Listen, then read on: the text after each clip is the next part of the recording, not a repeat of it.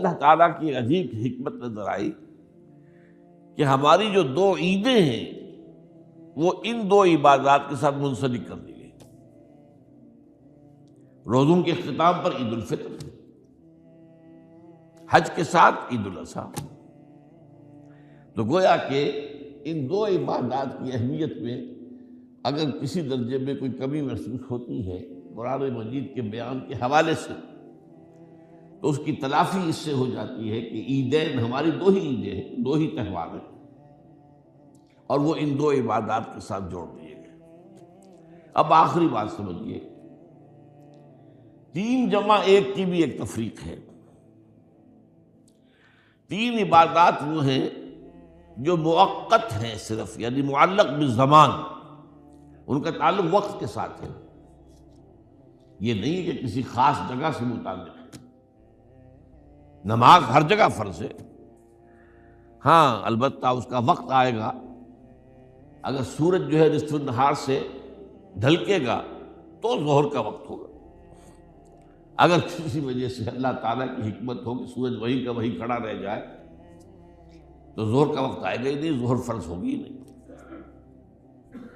مغرب اسی وقت فرض ہوگی جبکہ سورج غروب ہو جائے۔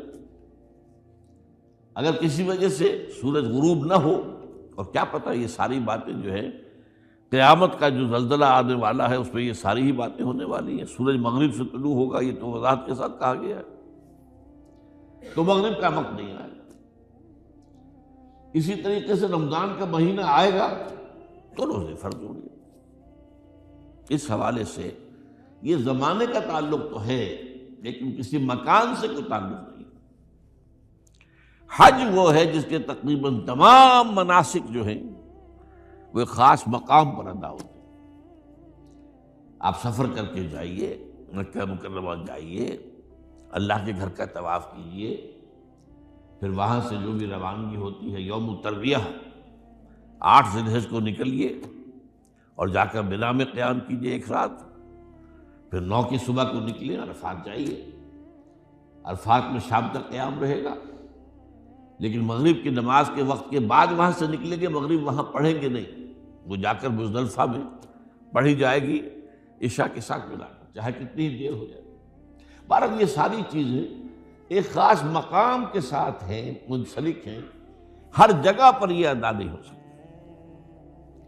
اب اس میں دیکھیے حکمت نظر آ رہی ہے، چونکہ حج جو ہے ایک خاص جگہ پر ایک خاص مقام سے وابستہ ہے، اس کے ساتھ جو عید الاضحیٰ وابستہ کی گئی ہے، یہ گویا کہ حج ہی کے ایک رکن کو پھیلا دیا گیا ہے۔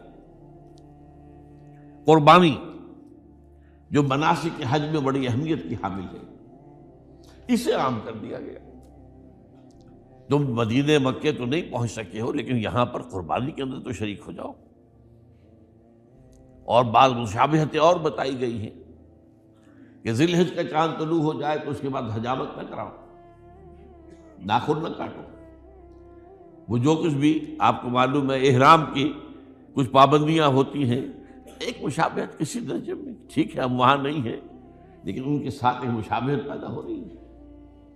تو قربانی در حقیقت جو ہے عید الاضحیٰ وہ گویا کہ ایکسٹینشن ہے حج کی، کہ تمام عالم اسلام کے اندر جو ہے تمام مسلمان جہاں بھی کہیں ہیں وہ حج کے اس ایک منسک کے اندر شریک ہو جائیں۔